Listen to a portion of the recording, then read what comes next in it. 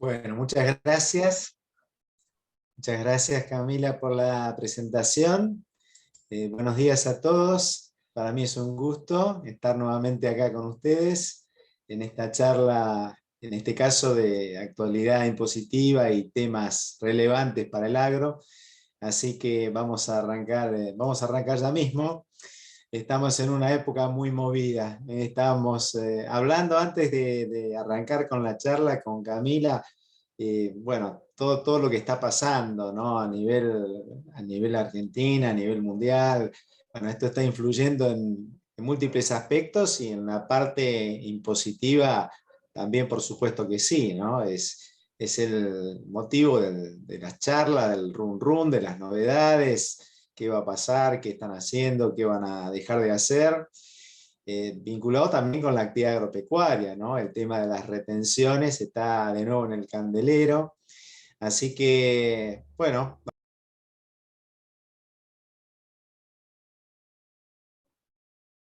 Osvaldo, sí, te tenés que desilenciar. A ver, ahora sí. Sí. Mucho no dejaron de escucharme, un poquito. Con el tema de Poquito. las retenciones. Ah, Estamos hablando de este tema, claro, antes de arrancar.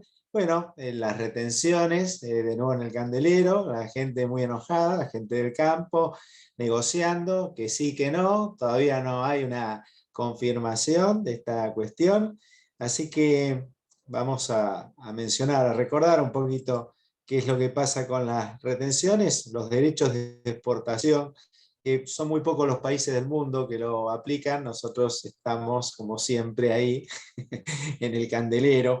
Ahora batimos también el récord de inflación, creo que le ganamos a Venezuela, o sea que estamos en esos podios, que no sé si son para estar muy orgullosos, ¿no? Campeones mundiales de la inflación. Bueno, algún recordatorio impositivo de cambios que influyen en cierres operados a partir del 31 de diciembre del 2021. Esto está venciendo, si estamos hablando de sociedades anónimas, sociedades de responsabilidad limitada y todas aquellas sociedades que tributan el impuesto a las ganancias en cabeza propia, básicamente sociedades anónimas, SRL, pero también podría ser eventualmente, no sé, algún tipo de fideicomiso, los fideicomisos opacos o impuros, las SAS, Sociedades por Acciones Simplificadas, que están bastante castigadas, ¿no? Por este gobierno que no les gusta mucho y le han puesto trabas, ¿no? A las sociedades por acciones simplificadas. Bueno, las viejas sociedades en comandita, o sea que hay sociedades que tributan el impuesto a las ganancias en cabeza propia. Para nosotros las más conocidas son las sociedades anónimas y las SRL. Se aproxima el vencimiento de los cierres 31 de diciembre. Como sabemos, es el más usual. Obviamente que hay muchas sociedades que tienen cierres distintos al 31 de diciembre. En ganadería es bastante común el cierre del 30 de junio, pero bueno, recordemos que tenemos un vencimiento. Este vencimiento está operando entre el 13 y el 17 de mayo. Balances cerrados al 31 de diciembre del 2021. Seguramente todos o muchos de ustedes están o estamos trabajando en esos balances o en esos cierres o revisando, cerrando. Y los cambios son que se aplica una nueva escala progresiva, esto por una ley, la ley 27.630, o sea, por primera vez en la Argentina se adopta una escala progresiva para tributar el impuesto a las ganancias en cabeza de sociedades. Y también la segunda novedad es que por fin se va a aplicar el ajuste por inflación impositivo en su integralidad, ¿no? Porque hasta ahora veníamos con originalmente el tema de los tercios, luego el tema de los sextos. Bueno, a partir de cierres operados 31 de diciembre del 2021, el ajuste por inflación impositivo de este año, cierre 2021, se va a considerar en su totalidad, cosa que para las empresas agropecuarias esto en general es bueno, porque el ajuste por inflación impositivo normalmente, no siempre, arroja pérdida, arroja un quebranto impositivo obviamente un menor impuesto a las ganancias, salvo empresas que estén muy endeudadas. Entonces, como decíamos recién, esta ley 27.630 lo que ha creado es una nueva escala progresiva. Lo que no cambia es el tema de los dividendos. Recuerden que si son sociedades que distribuyen dividendos o SRL que distribuyen utilidad, la retención en estos casos sigue siendo el 7%. En el caso de distribución de dividendos o utilidades, el porcentaje es único, no varía de acuerdo a la alícuota o a la escala, ¿no? ¿Y qué es esta historia de la escala?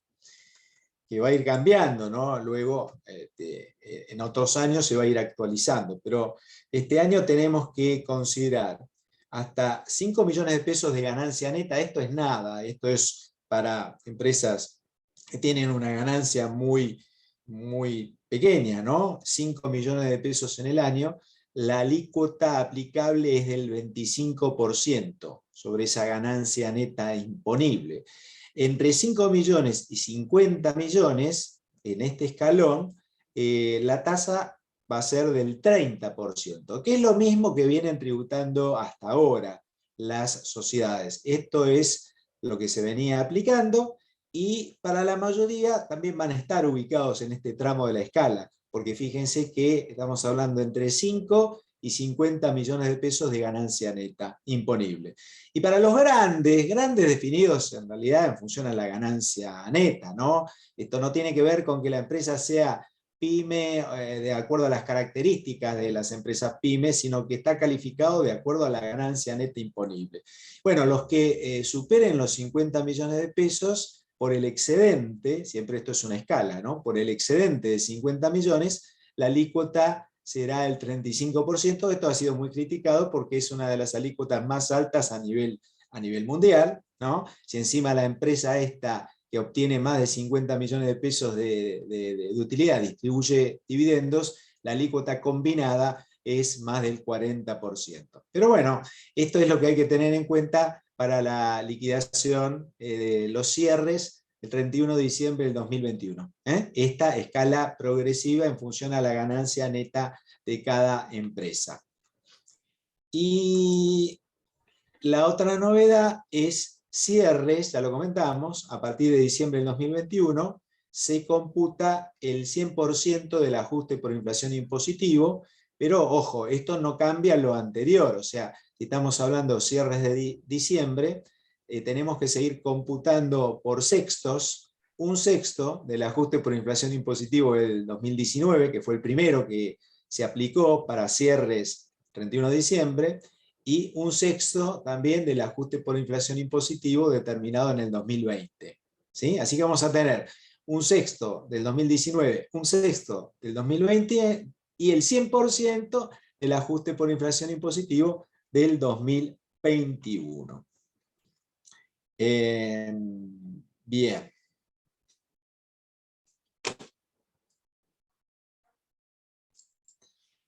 Acá, bueno, hay empresas que pelean, ¿no? Que discuten. Hay un fallo reciente que se llama Bahía Sociedad Anónima.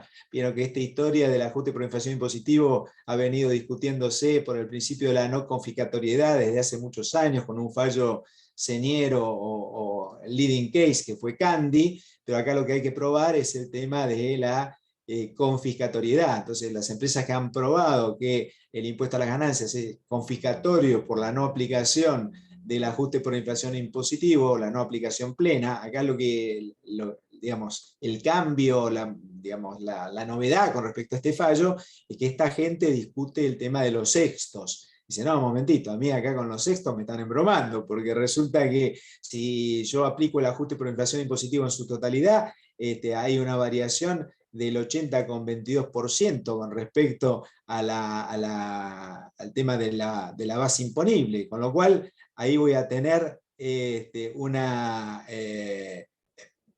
diferencia que es absolutamente confiscatoria. En la causa Candy se hablaba de porcentajes de alrededor del 50 y pico por ciento, ¿no? Acá estamos hablando del 80%.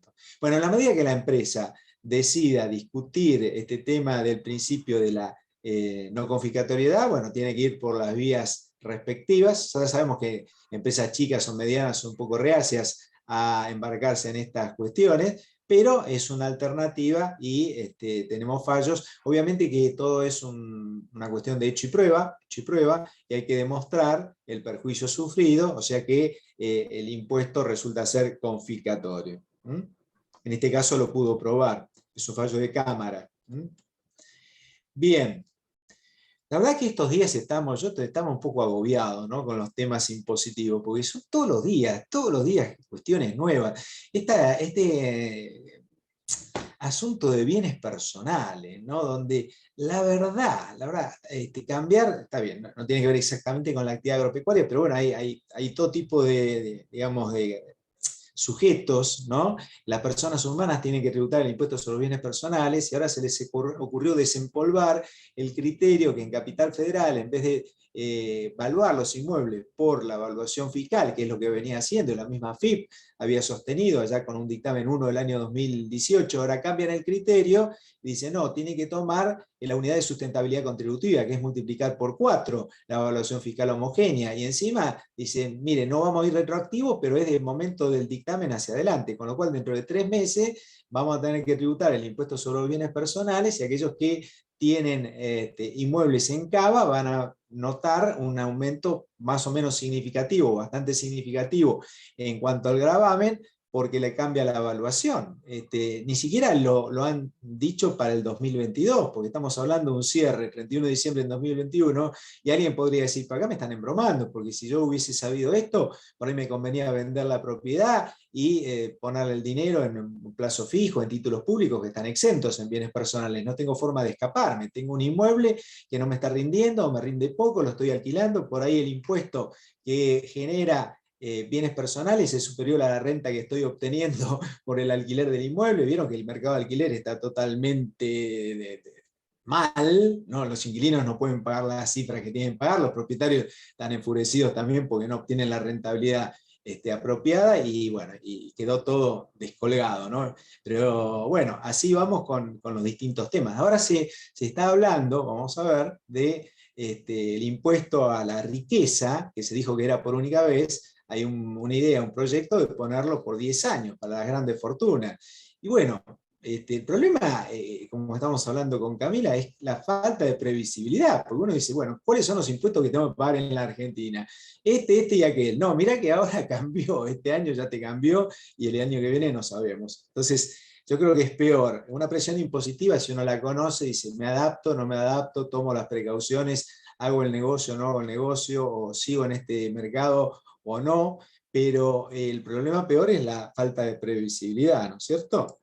Y fíjense que con respecto a la falta de previsibilidad, ahora estamos justamente con este tema de retención de exportación. Claro que el gobierno lo que puede decir es que es una situación excepcional, estamos con la guerra en Ucrania, los precios se han disparado, los precios de los commodities, los precios de los productos agropecuarios, entonces, bueno, ahí está el tema de la inflación que esto provoca, la inflación interna, esta idea que tiene el gobierno de desacoplar los precios internacionales de los precios internos, ¿no?, para defender, digamos, la mesa de los argentinos, o sea, defender que los productos, digamos, alimenticios no se incrementen de la manera que se están incrementando.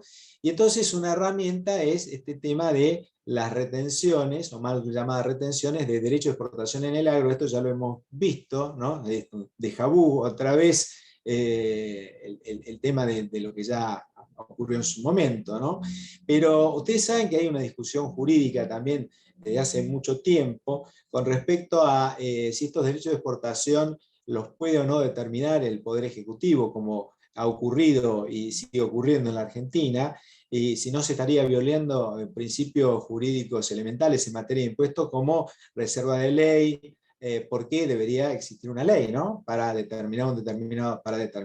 para fijar, para establecer las condiciones, primero la creación y después las condiciones, digamos, sustanciales de un determinado gravamen. Bueno, tiene que ir por ley, ¿no? A nadie se le ocurriría que el Poder Ejecutivo determine un impuesto a las ganancias diferente, o diga que la tasa de impuesto a las ganancias, ahora en vez de ser esta escala progresiva, pasa a ser el 48%. O sea, eso nunca podría ir por ninguna norma que no fuera una ley. Pero acá en materia de derecho de exportación, la cosa es un poco distinta por un tema del Código Aduanero, que establece una delegación para el Poder Ejecutivo. Y esta delegación ha sido motivo de discusión doctrinaria y de discusión jurisprudencial durante muchos años. Acá hay bueno, ¿por qué? Porque se han determinado a través de resoluciones, incrementos o modificaciones en materia de derechos de exportación. Y hay un fallo que es Camaronera Patagónica, donde la Corte Suprema dijo, mire, en realidad estos derechos de exportación son impuestos, que es otra discusión que también doctrinariamente se daba durante mucho tiempo, pero, digamos, la mayoría de la doctrina, inclusive la Corte Suprema, entiende que se trata de impuestos. Y si son impuestos, sería ilegal esta resolución del Ministerio de Economía para establecer cierto tipo de modificaciones. Y como también hay un fallo más o menos reciente en la causa Bunge al respecto, ¿sí? Que está citada por los que han escrito en la materia. Y acá, recordando un poco esta historia, arrancó con el decreto 37 del 2019, que estableció, digamos, porcentaje, fíjense, a través de un decreto, exportaciones de soja y sus derivados quedaron originalmente en la tasa del 33, después para la mayoría se estableció la tasa del 33, porque era el máximo que establecía esta resolución o el tope de retenciones que se podía establecer para este tipo de productos, y se llevó al 33, salvo en algunos casos de derivados como harina de soja y aceite de soja que están en el 31. Y ahora lo que se está discutiendo es eso, el aumento del 31 al 33 en el caso de harina de aceite de soja y harina. ¿Sí? Estos dos puntos, que algunos dicen que no es tanta plata para el Estado, que serían unos 400 millones de dólares, pero bueno. Y entonces, hay una ley, porque acá también hay un problema adicional. Hay quien dice que las retenciones a partir del 1 de enero de este año, del 2022, serían tanto como cero. ¿Por qué? Porque la ley 27.541 fue la que le dio la facultad al Poder Ejecutivo para, digamos, establecer estas retenciones, estos porcentajes. Estas facultades eran hasta el 31 de diciembre del 2021. Y vieron que no se aprobó el presupuesto. Finalmente el proyecto de presupuesto no se aprobó. Y en el proyecto de presupuesto se preveía una extensión de esta facultad, ¿sí? Y al no estar aprobado este proyecto de presupuesto, es como que habría un agujero negro acá. Y algunos han planteado, inclusive algunas agrupaciones, la sociedad rural, entre otros, con recursos de amparo, para tratar de forzar esta cuestión de que no existen hoy normas que permitan la aplicación de derechos de exportación. Y el gobierno, por supuesto, dice todo lo contrario, que en realidad esto no debería, que hay una continuidad y que no es necesaria ninguna ley para establecer esta continuidad. ¿Sí? Y las normas son, como decíamos, el artículo 755 del Código Aduanero, artículo 755 del Código Aduanero, y las facultades están en los artículos 52 a 54 de dicho título cuarto del Código Aduanero. ¿Sí? Bien. Bueno, yo no los quiero aburrir con esto porque es un tema que está en desarrollo. No sé qué es lo que va a ocurrir. Si finalmente, ahora dijeron que no, ayer que sí, que no. Parece que ayer le preguntaron al ministro Guzmán, dijo no, de ninguna manera. Pero la verdad es que se están escudando también un poco en el acuerdo del fondo, que para bajar el déficit fiscal está exigiendo una mayor recaudación, ¿no? Acá lo que tendría prohibido es que se supere el 33% en el caso de soja y derivados de soja y productos de soja, y el 15% en el caso de trigo, maíz, cebada, etc. Entonces, veremos qué es lo que ocurre. Las retenciones caducaron al 31 de diciembre del 2021, esto es lo que estamos recién comentando. La ley 27.541 facultó efectivamente al Poder Ejecutivo establecer estas alícuotas, o fijar alícuotas, pero el plazo venció y se iba a correr hasta el 31 de diciembre del 2022, 22, pero no se aprobó no, 24, perdón. Era un plazo inclusive mucho mayor, era la extensión hasta el 31 de diciembre del 2024 de esta facultad del Poder Ejecutivo para fijar las alícuotas. Pero hoy esto no está, esto no se aprobó, esta extensión de las facultades no está aprobada.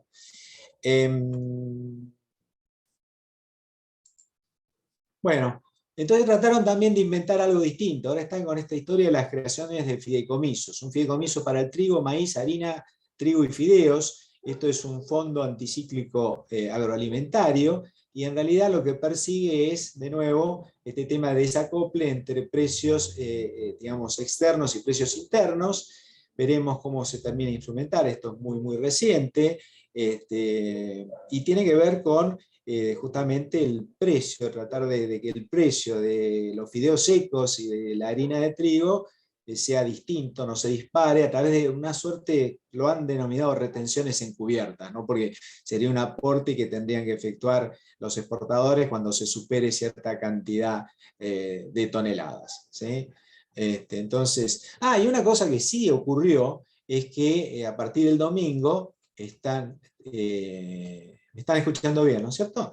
Que a partir del domingo pasado se cerró el registro de exportaciones de aceite de soja y harina de soja, y esto, bueno, evidentemente es para evitar que se adelanten o que se registren este tipo de exportaciones, y esto siempre es un adelanto, o casi siempre es un adelanto a un incremento en las retenciones, ¿no? Tradicionalmente. Bueno, después de estas noticias apasionantes, vamos a hablar de un tema de fondo, porque nuestro ciclo siempre es novedades, más temas relevantes que son de siempre, pero ¿qué podemos hacer? Un poquito de planificación fiscal. Vamos a hablar hoy del IVA en el agro, problemas y alternativas. Ustedes saben que en la actividad agropecuaria hay tratamientos diferenciales para el agro, y esto viene desde hace muchos años. En su origen, la actividad agropecuaria estaba exenta, ¿no? Cuando arrancó el IVA en el año 1975, el tratamiento era exención para la venta de productos agropecuarios. Y así fue hasta febrero del año 90, donde se decidió gravar a los productos agropecuarios, mineros, forestales, etc. ¿Y por qué deberían tener un tratamiento diferente o preferencial? Y ahí los que saben dicen, mirá, la actividad agropecuaria es distinta. ¿Por qué? Porque depende de factores climáticos, no es como una actividad comercial o industrial, ¿no es cierto? No es como tener una fábrica de chupetines. Entonces depende del clima totalmente, es como una fábrica a cielo abierto.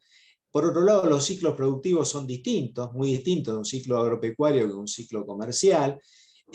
Además, el productor no fija precio, sino, esto estamos hablando también hace un ratito, los precios son fijados externamente por mercados internacionales, y entonces finalmente se decidió grabarla a la actividad agropecuaria. Además, una parte importante de la producción se termina exportando. Entonces, todo esto eran discusiones para si se grababa o no el IVA en la actividad agropecuaria. La decisión fue grabarlo ya en el año 1990, pero con algunas particularidades. Y las particularidades son las que acá mencionamos. Tenemos la reducción de la tasa del IVA para ciertos productos agropecuarios, la opción de pago anual para productores, que esta es una opción interesante, es un diferimiento gratuito, y vamos a hablar muy, muy poco o un poquito de operaciones de canje y precios a fijar. Esto es el tratamiento diferencial que la actividad agropecuaria tiene en el IVA en el agro, ¿sí? ¿Y qué ocurre y qué podemos hacer, si es que podemos hacer algo, ¿no?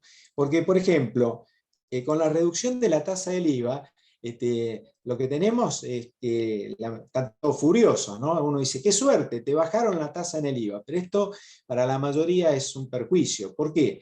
Porque resulta que si la mayoría de los insumos está grabado a tasa general, o sea, tasa del 21%, pero el pobre productor agrícola, esto se da bastante en la actividad agrícola, está grabado a la tasa reducida, tiene más crédito que débito fiscal. Si tiene más crédito que débito fiscal, se le acumulan saldos técnicos. ¿La acumulación de saldos técnicos es bueno o es malo? Es malo, porque ¿quién tiene la plata del pobre productor? El fisco, y no te la devuelve, porque los saldos técnicos, esto es crédito menos débito fiscal, solo se pueden utilizar para futuros débitos fiscales, o sea, nacen y mueren en el mismo impuesto. Quiere decir que si un productor va acumulando saldos técnicos, y algunos tienen millones de pesos en saldos técnicos acumulados, esa es plata del productor que la tiene el fisco y el fisco no te la devuelve. Entonces, ahí estamos en problemas. ¿Cuál es la reducción de la tasa general? La reducción es el 50%, la reducción de la tasa es el 50% de la tasa general. Hoy, como estamos en el 21%, la tasa reducida es el 10,5%. ¿Cuáles son los inconvenientes? Bueno, primero que está afectando el principio de neutralidad. Ya sabemos que este principio de neutralidad en el IVA es bastante relativo, pero bueno, no toda la actividad agropecuaria está grabada a la tasa reducida, no toda, digamos, la cadena, y eso es también lo que provoca la generación de saldos técnicos de difícil o imposible recupero, que es lo que estamos diciendo recién. Alguien, bueno, tiene permanentemente más crédito que débito porque el margen o la utilidad que tiene no es suficiente, no es significativa o no es tan significativa, esto puede darse como no, pero el que tiene saldos técnicos está en el peor de los mundos. Y después tenemos otro problema adicional, que es que hay muchos dictámenes con respecto a la reducción de la tasa en el IVA. Y si hay muchos dictámenes del fisco, estas son opiniones del fisco, quiere decir que también hay bastantes dudas sobre cómo y cuándo tengo que aplicarla. Hay casos puntuales donde hay dudas, ¿sí? ¿Qué va a tasa reducida? Uno diría todo en la actividad agropecuaria, bueno, casi todo, ¿no? La venta de animales vivos. Esto es un recordatorio de cuáles son los bienes y servicios que van a tasa reducida en el mundo del agro. Por un lado, animales vivos de las especies bovinas, ovinos, camélidos, caprinos. Esto arrancó con bovinos y después se fue incrementando, se fueron incorporando las ovejas, las cabras, camélidos, bueno, tenemos en la Argentina, no son camellos, sino que son camélidos sudamericanos, ¿sí? No sé si alguien tiene algún camello en su casa, bueno, póngase contento, si lo vende va a tasa reducida. No, acá es llamas, ¿qué digo? Llamas, vicuñas, guanacos, ¿sí? Y lamentablemente, ahora vamos a ver por qué lamentablemente, se incorporó el ganado porcino a partir de la reforma de la ley 27430, a partir del 1 de febrero del 2018, también el ganado porcino, que antes iba a tasa general. Entonces, ¿qué te queda a tasa reducida? Y en animales, no sé, si alguien vende caballos, bueno, los caballos van a tasa general, pero fíjense que la mayoría de los animales, los importantes, quedaron todos a tasa reducida. También las carnes y despojos comestibles de estos animales, ¿sí? Frescos, refrigerados, congelados, de los mismos animales que están grabados a tasa reducida. Frutas, legumbres y hortalizas, también frescas, refrigeradas, congeladas. La miel, pero a granel. Y, bueno, granos que se resistieron al principio, pero a partir del 2003 los granos quedaron grabados a tasa reducida. Estos son granos destinados a la comercialización, salvo el arroz. Y el arroz lo dejaron a tasa general, en mi humilde opinión, es para no perjudicarlo, porque tiene, digamos, un proceso, digamos, con bastantes insumos, y si no, el arroz estaría con un saldo técnico muy, pero muy grande. O sea, fíjense que es al revés, ¿no? Acá los beneficiados serían los que quedaron a tasa general, no los que están a tasa reducida. Pues si estás a tasa reducida, probablemente te quede un saldo técnico de difícil o imposible recupero. Y también está grabado a tasa reducida la venta de ciertos cueros bovinos, ¿sí? La ley 27430 incorpora a tasa reducida a las especies aviar y cunícula. Esto no estaba antes. Aviar, todo lo que tiene que ver con los pollitos. Aviar es todo lo que tiene que ver con aves, ¿no? Pollito, gallina, pollo. Bueno, pero también puede ser ñandúes y avestruces, ¿no? Cunícula tiene que ver con los conejos. Bueno, acá las liebres no las pusieron.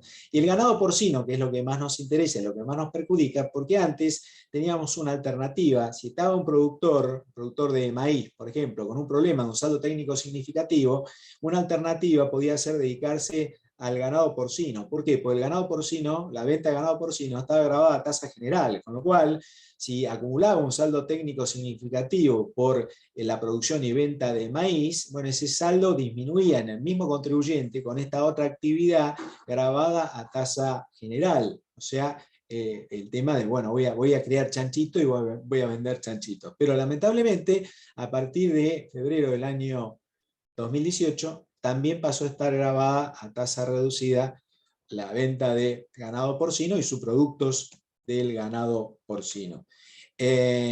Para tratar de atenuar un poquito este problema de los saldos técnicos, también hay determinados servicios que están grabados a tasa reducida, pero tienen que ser los servicios, locaciones o prestaciones vinculados con la elaboración de bienes grabados a tasa reducida, y esto fundamentalmente para el mundo agrícola. Son labores culturales, preparación, rotulación del suelo, siembra o plantación. Esto es pura ley, está el artículo 28, inciso B, y son las locaciones y prestaciones que van a tasa reducida. Así que si tenemos contratista rural para alguien que está en el mundo del trigo, el maíz, del girasol, esos trabajos, esas labores de los contratistas rurales van a estar grabadas también a tasa reducida. ¿Sí? Pero solo eso, porque es una enumeración taxativa. Labores culturales, siembra, aplicación de agroquímicos, fertilizantes y la cosecha. Bueno, y hay una cantidad de dictámenes, yo no voy a aburrir, tenemos tiempo reducido, pero fíjense todos los casos, o muchos casos, donde se ha planteado dudas sobre el alcance de la reducción de la tasa. Acá tienen un listado de cuestiones, algunas se han tratado en dictámenes, otras no. Bueno, capitalización invernada no tenemos mucho problema, porque ahí la misma ley, hemos hablado en alguna oportunidad de contratos agropecuarios, son contratos asociativos, y acá en el caso de capitalización invernada, la, digamos, gravabilidad que pudiese existir en el IVA en el caso de que uno de los dos le termine facturando el porcentaje de los mayores kilos. Bueno, esos temas de capitalización que hemos visto en algún momento volveremos a analizar, bueno, va a tasa reducida. Pero fíjense que otras cuestiones vinculadas con ganadería no. Ganadería, nada, el veterinario es indispensable para la salud de la vaca Jacinta y toda su familia, el toro Rudecindo y todos sus hijitos.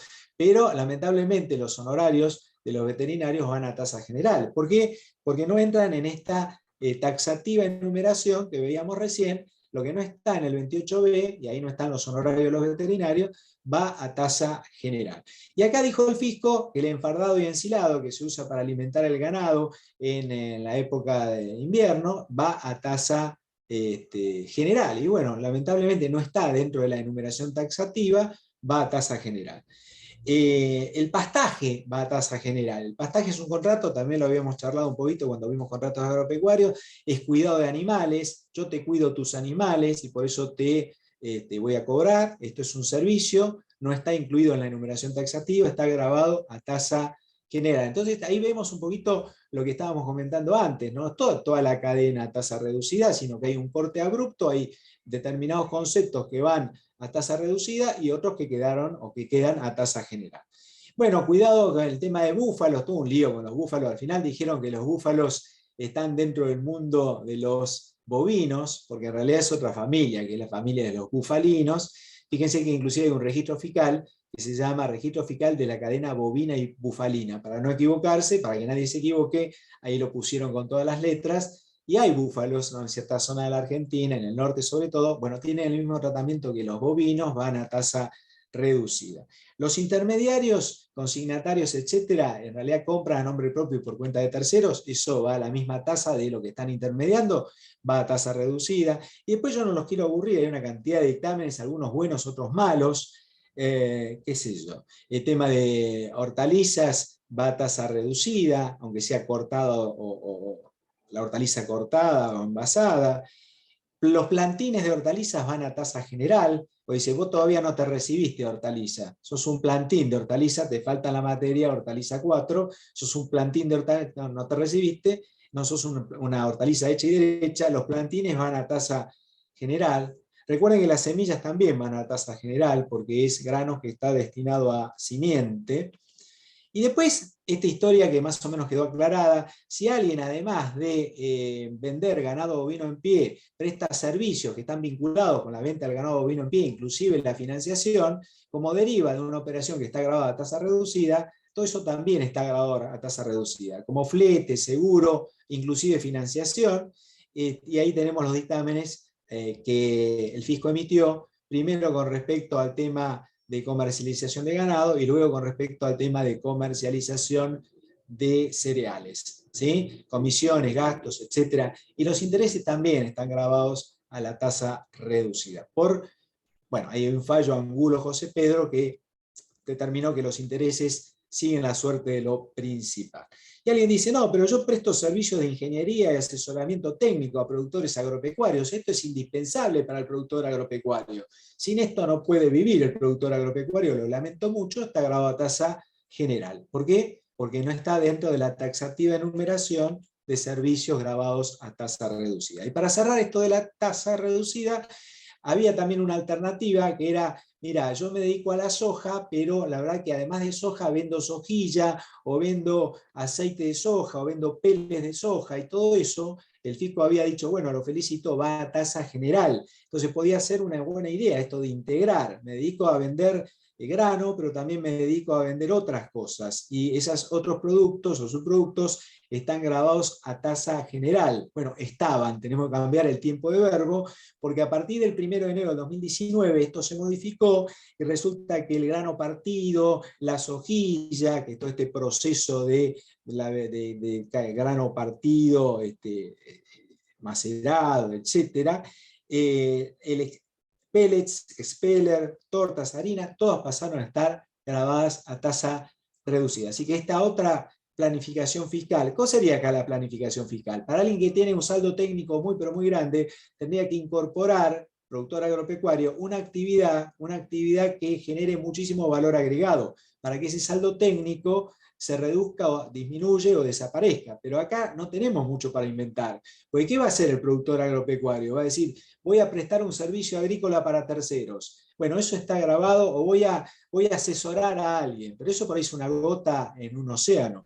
Y uno podría decir, bueno, pero ¿por qué sos solamente productor agropecuario? ¿No pensaste nunca en fabricar chupetines y caramelos? Porque eso tiene un margen enorme. Estoy inventando. ¿O no pensaste nunca en comprar, fabricar ropa?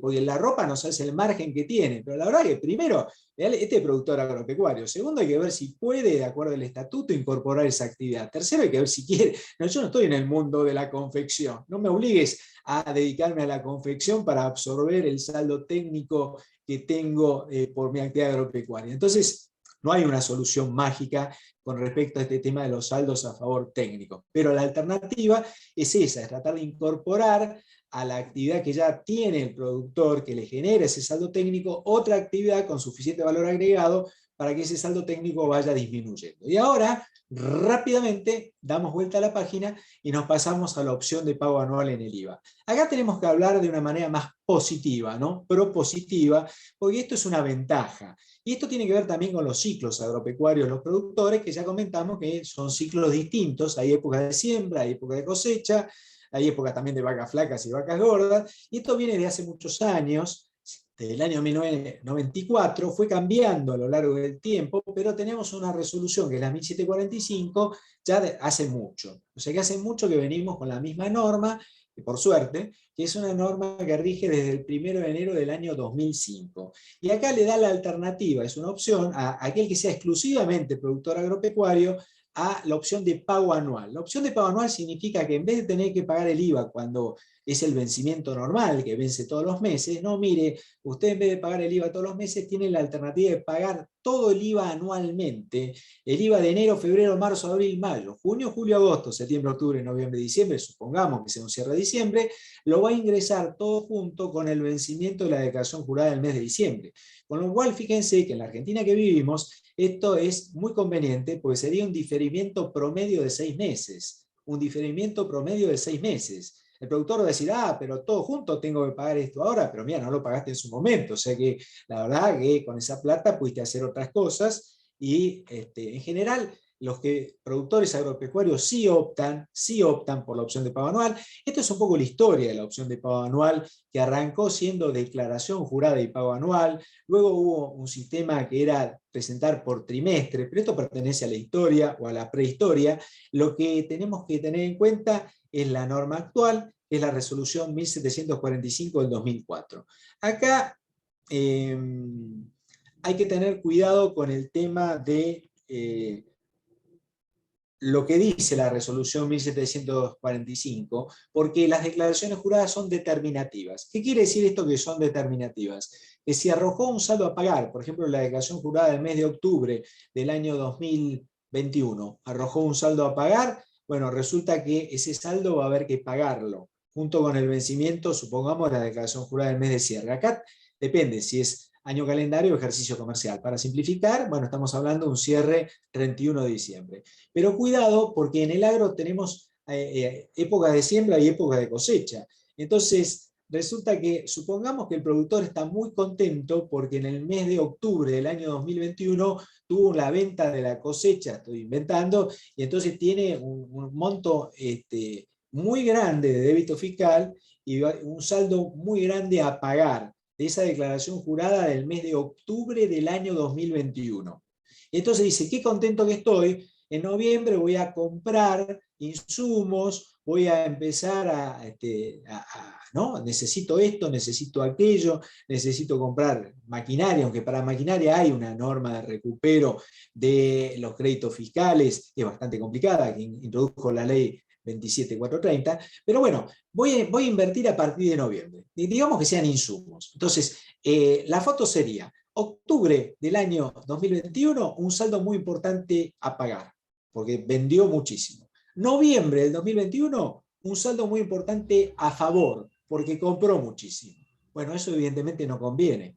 ¿Por qué? Porque va a tener que pagar, es una declaración jurada determinativa, y el saldo a favor del mes de noviembre va hacia adelante.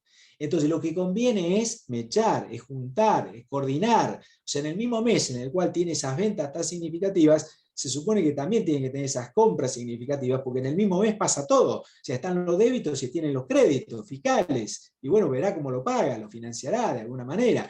Pero mechar, juntar, hacer coordinar, para que no se genere este tipo de situación que puede darse. Mirá, hay un saldo enorme a pagar por la declaración jurada del mes de octubre, pero en noviembre tenés saldo a favor. ¿Y para qué me sirve ese saldo a favor? Y mirá, el próximo año lo vas a poder computar. Pero mirá que yo no voy a tener ventas importantes hasta el próximo año y resulta que tengo que pagar una fortuna de IVA por esa declaración jurada del mes de octubre. Entonces, estos temas de mechar, de coordinar, de hacer coincidir en el mismo mes para estas actividades estacionales, estamos dando un ejemplo, donde hay ventas muy significativas en un determinado periodo, las compras significativas también deberían estar en ese periodo.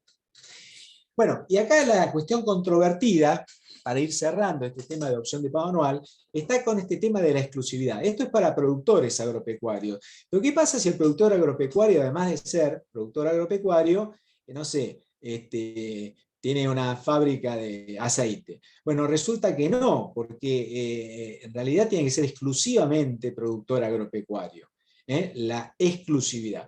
Y con este tema de la exclusividad hubo algunos problemas, porque la norma está así redactada, exclusivamente, ¿no? Pero si además de ser productor agropecuario, un señor, Juan Pérez, trabaja en relación de dependencia, ¿eso lo excluye? ¿Lo saca de la opción de pago anual? Porque hace otra cosa. Es productor agropecuario, pero además trabaja en relación de dependencia.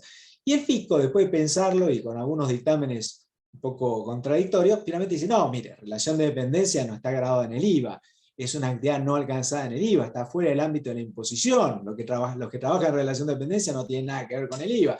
Por lo tanto, lo felicito, usted puede seguir con la opción de pago anual. O sea, el hecho de que trabaja en relación de dependencia no lo excluye.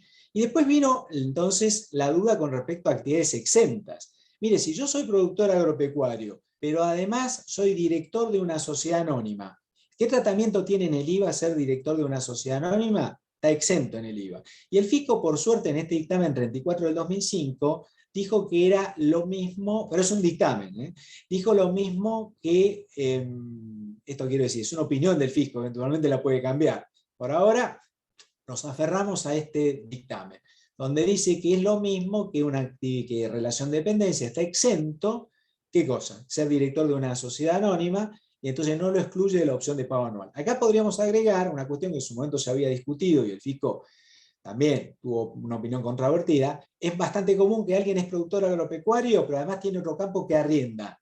¿Qué tratamiento tiene el alquiler, el arrendamiento de un campo?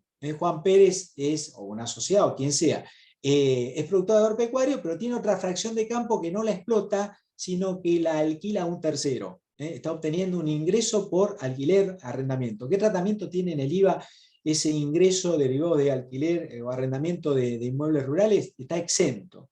Entonces uno podría decir, con este dictamen 34 del 2005, mire, también para alguien que es productor agropecuario, pero además alquila o arrienda algún otro campo, que no sale, no lo expulsa esto de la opción de pago anual.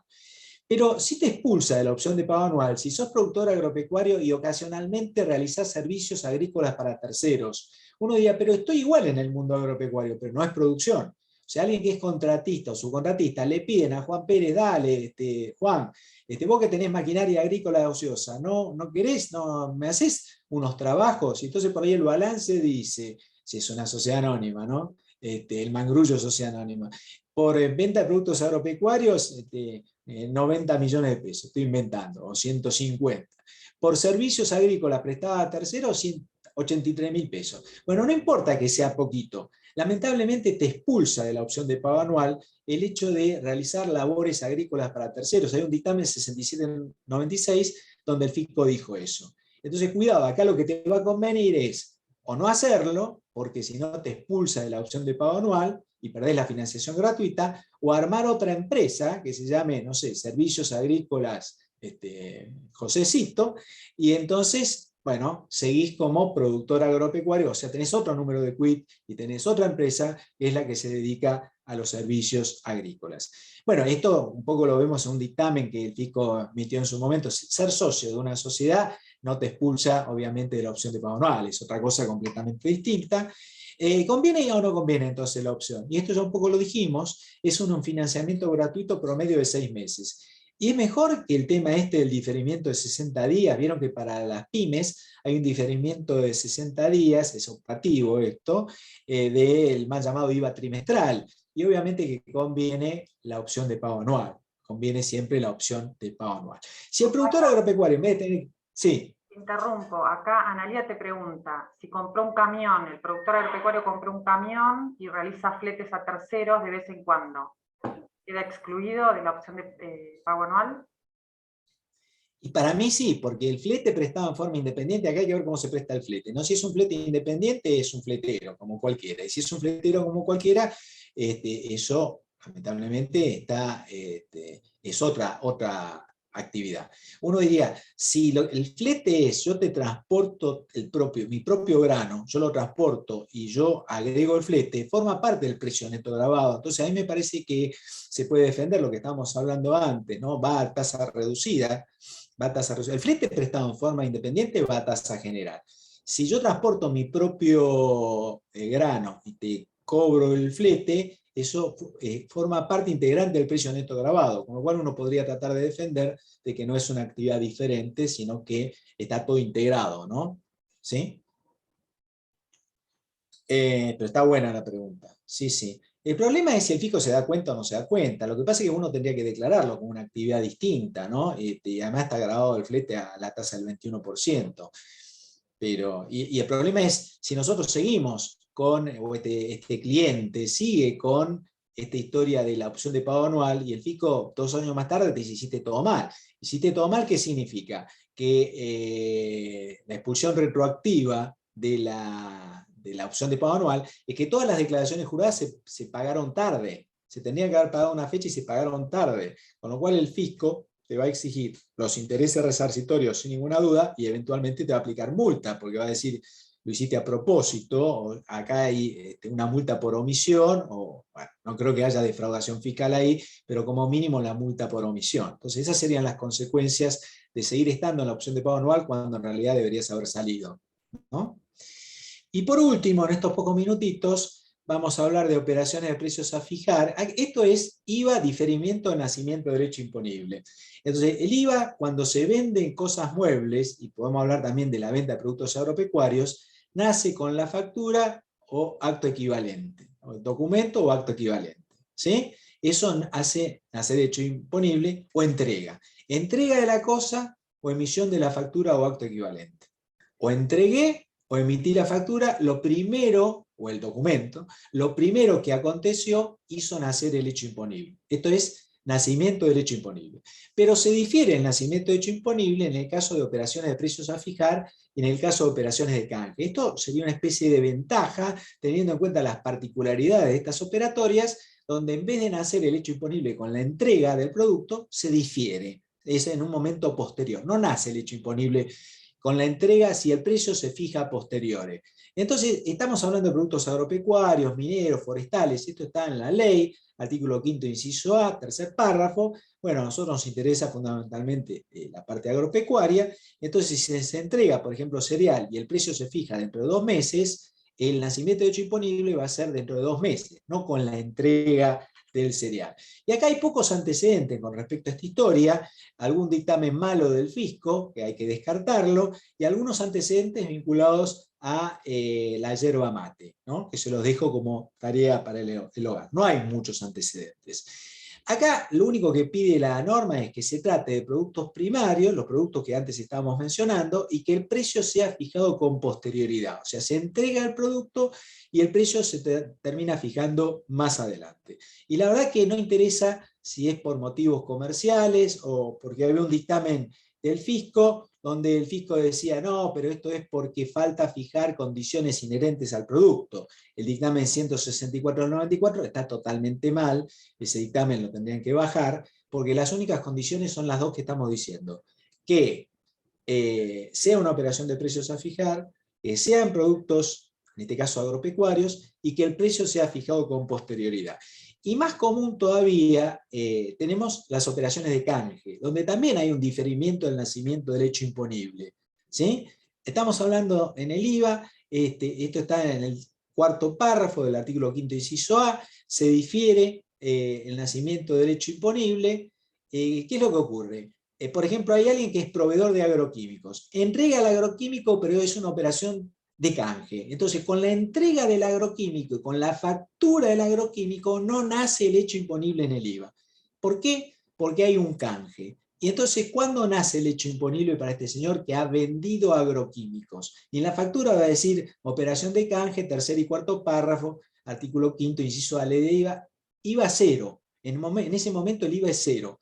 ¿Por qué? Porque se difiere el IVA hasta el momento en el cual el producto primario prometido en canje se termina entregando. O sea que en el mismo momento nace el hecho imponible para el vendedor de agroquímicos y para el productor agropecuario, que es el momento en el cual el productor agropecuario entrega los granos, un momento posterior. Hay un momento 1, como dice acá, tiene que existir productor primario, ¿no?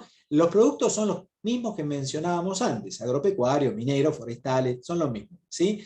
La entrega de los bienes eventualmente también podría ser locaciones o servicios, pero fundamentalmente estamos hablando de bienes. Hay canje de todo tipo, semilla por granos, gasoil por granos, maquinaria agrícola por granos, hay de todo tipo y todo color. También puede ser contratista rural, que esté en operaciones de canje, pero siempre los bienes y servicios son anteriores. ¿Anteriores a qué? A la entrega del producto primario prometido en canje, que es en este caso granos.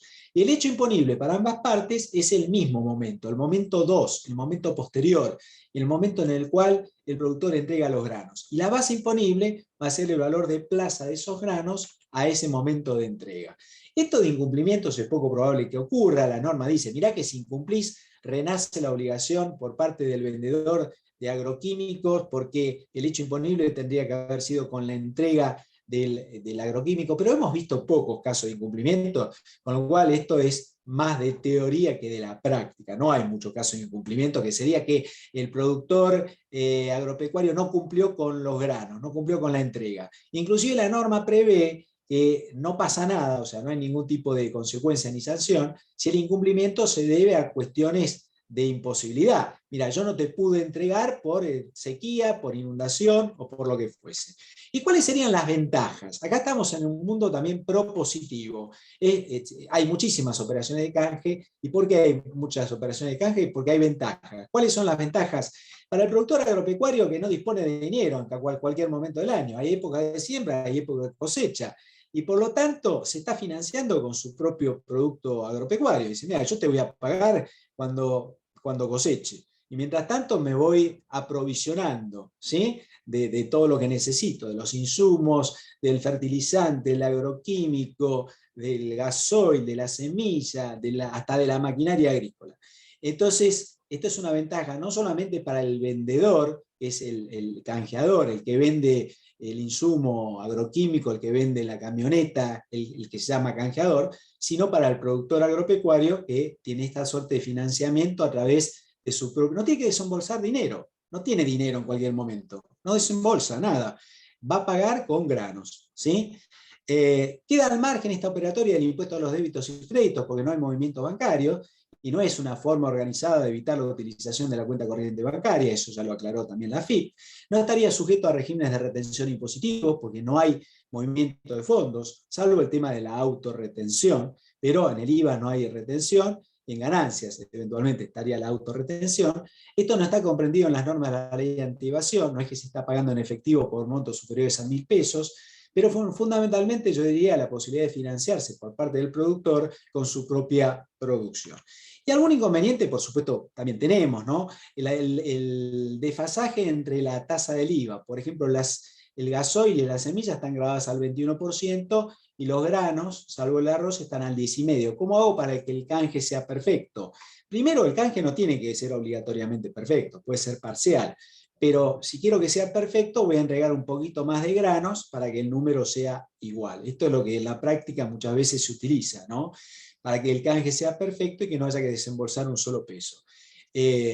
Ojo, si el canje es parcial, no hay que pagar en efectivo, porque ahí tendríamos el problema de la ley antievasión, que, bueno, está bien que hay fallos que han dicho que esto es inconstitucional, pero cuidado con pagar en efectivo montos superiores a 1.000 pesos, porque ahí el fisco te puede llegar a impugnar el gasto, impugnar el crédito fiscal. Y acá un problema tenemos en ingresos brutos, porque este maldito impuesto, ¿sí? Que sigue, y ahora vamos a tener mayores tasas seguramente en las provincias, el consenso fiscal se borró ya ¿no? Necesitan plata, va a aumentar ingreso bruto, va a aumentar sellos, seguro. Bueno, tenemos que hay una doble gravabilidad para el canjeador, porque el vendedor de agroquímicos tiene que pagar ingresos brutos porque vende agroquímicos. Pero también tiene que pagar ingresos brutos cuando va a vender el cereal que recibió en pago, en canje de esos agroquímicos. Por lo tanto, hay una doble gravabilidad. Esto en la mayoría de las provincias se ha contemplado y lo que se grava es la diferencia de precio a la tasa de intermediarios o consignatarios. En algunas otras provincias se grava totalmente, pero una alícuota menor. Ojo que los canjeadores, acá para el proveedor de agroquímicos, hay toda una serie de requisitos y obviamente están participando en la cadena agrocomercial, se van a tener que inscribir en el CISA y se van a tener que inscribir en el RUCA como canjeadores. Pero bueno, eso lo asumen porque la verdad que es una muy buena posibilidad de incrementar las ventas y ya juegan al partido como canjeadores muchas empresas. Y bueno, me dijeron que tenía que terminar a las 10, son las 10.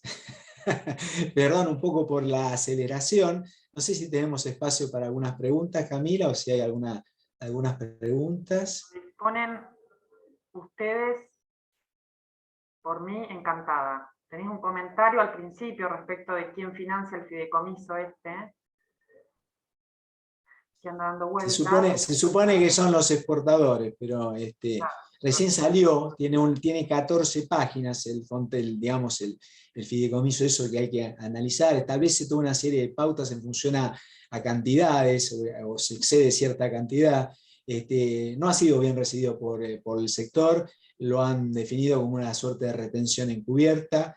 Hay que mirarlo más en detalle. Pero, y bueno, y encima obligaciones para los que están en la cadena agrocomercial, que se van a tener que anotar o inscribir, hay un plazo de 30 días, es algo que, noticia en desarrollo, por decirlo así, pues es algo que recién salió, pero más que noticia, ya lo han instrumentado en este caso, es como que están con esta alternativa de los fideicomisos, en vez de poner directamente las retenciones. Pero bueno, muchos dicen que son retenciones encubiertas, ¿no es cierto? Y es de nuevo para desacoplar o intentar desacoplar los precios externos de los precios internos. Por ahora están hablando del trigo, y bueno, esto tiene que ver con fideos y con harina, veremos si queda ahí o les gusta y lo siguen instrumentando para para otros casos, ¿no?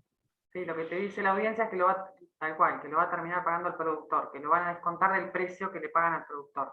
Mientras por ahí se genera alguna otra pregunta, yo aprovecho para los que llegaron más tarde a contarles que el 31 tenemos, ahora de este mes, una charla sobre seguridad informática. Acá en Tres Arroyos hubo una situación con una persona que le hackearon el WhatsApp y eso generó un fraude a un tercero, una persona como cualquiera de nosotros. Por eso decidimos armar esta charla que tiene que ver con el manejo de las cuentas de usuario, el uso de las contraseñas bancarias, evitar estos delitos, pero insisto, es no para empresas, sino para usuarios como nosotros, de a pie, así que los invitamos, es sin cargo, 31 de marzo a las 18, pueden sumar cónyuges, bueno, a quien les parezca que les puede interesar, la vamos a repetir el 14 a las 9:30 de la mañana, tenemos una por la tarde y otra a la mañana, está todo publicado en nuestra web, que los esperamos. Gracias, te dice Leonor. Compra de maquinarias para reducir IVA, ¿cómo lo ves? Te pregunta Martín. No, a ver, el tema de compra de maquinarias, la compra de maquinaria lo que genera es mayor crédito fiscal, pues estoy comprando maquinaria, con lo cual va a aumentar el saldo técnico. Lo que creó la ley 27430 es un régimen bastante complejo de devolución de créditos fiscales vinculados con la compra, importación o fabricación de bienes de capital, maquinaria, pero bueno, con una serie de requisitos, o sea, te van a devolver el crédito fiscal de la maquinaria si es que durante 6 meses, bueno, después de 6 meses, si sigue el saldo a favor, si sigue la maquinaria y no la vendiste, pero en el largo plazo, o sea, en un plazo de 60 meses, se debió haber aplicado esos montos. Quiere decir que uno está jugando ahí una apuesta, porque si finalmente no se cumple la condición de aplicación de ese saldo, bueno, van a tener que devolver con más intereses y multas que el fisco puede aplicar. O sea, inventaron un régimen, pero un régimen que hay que analizarlo bien porque tiene una serie de complejidades. Es exclusivamente para el tema de, justamente, compra, importación o fabricación de bienes de capital, maquinarias incluidas, excepto automóviles, y es reciente, y a partir del año 2018, y hay que ponerse bien las pilas para ver si conviene o no conviene, porque es engorroso, pero fundamentalmente si no lo llegas a cumplir, no llegas a cumplir con los requisitos, te cae la espada de Damocles de los intereses y las multas, ¿no? Que es mucho más caro que no haber hecho nada. Después tengo más preguntas, ¿no? ¿Alguna pregunta más? Alguien me dice, entre el pastoreo y pastaje, si están grabados al 21%, bueno, son distintos, le ponen nombre parecido solo para equivocar, para confundirnos. El pastoreo, dicen los que saben, que hay cesión del uso y goce del inmueble rural por un lapso breve, no llega a ser un contrato de arrendamiento, pero al haber cesión del uso y goce del inmueble rural, está exento en el IVA. Es un alquiler de un inmueble rural destinado a una actividad agropecuaria y cae dentro de la exención en el IVA. En cambio, el pastaje es cuidado de animales. Mirá, vos no podés entrar, este es mi campo, no hay cesión del uso y goce del inmueble rural. El campo es mío y yo voy a cuidar tus animales con mi personal. Entonces eso es un servicio, el pastaje es un servicio y está grabado al 21%. El pastoreo no, porque es un alquiler de un inmueble rural y está exento. ¿Qué más tenemos? Y ahí Alejandro dice pastaje al 21, y creo que nada más, Osvaldo. A ver. Sí, ¿algún comentario sobre los fideicomisos? Que ya lo tomamos. Sobre quién lo financia. El dinero no lo aportan. Claro, el dinero, esto de los fideicomisos uno dice, bueno, ¿quién pone la plata? Y la plata del gobierno pues, obviamente no la va a poner. No. Alguien pone. Y después se lo van a descontar a los productores, coincido. Siempre va a terminar siendo como una retención encubierta. Coincido con la apreciación del colega. Y bueno, y alguien pone, qué suerte, gracias, muy interesante. Bueno, agradezco el comentario. No se durmieron, ¿no? No sé cuánta gente está, nunca sé cuánta gente está presente, pero espero que no se hayan dormido. Había 70 inscriptos y creo que se llegaron a conectar 48. Así que siempre hay algunos que no llegan y la piden después. Acá tenés... Claro, bien. Sí. Bueno, bárbaro. el material lo vamos a compartir por email si lo solicitan, a info@mutualdam.com.ar. Te mandamos un beso, Osvaldo, grande, cuídate. Gracias a todos por participar y nos estamos viendo la próxima vez con Moni en un par de meses, creo que nos toca. Y si hay alguna cosa rara, tenemos abierta la agenda contigo y con Oscar como para, Sí, sí. para si hay algo raro, sacamos una charlita de la galera y nos juntamos todos de nuevo, ¿sí? Dale, dale. Si hay alguna pregunta adicional, me la mandan por mail y la contesto. Dale. ¿Sí? Genial. Bueno, muchas Bueno, gracias. Gracias a todos. Gracias, Camila. gracias a todos. Chau, chau. Dale. Hasta la Chao, próxima. chao.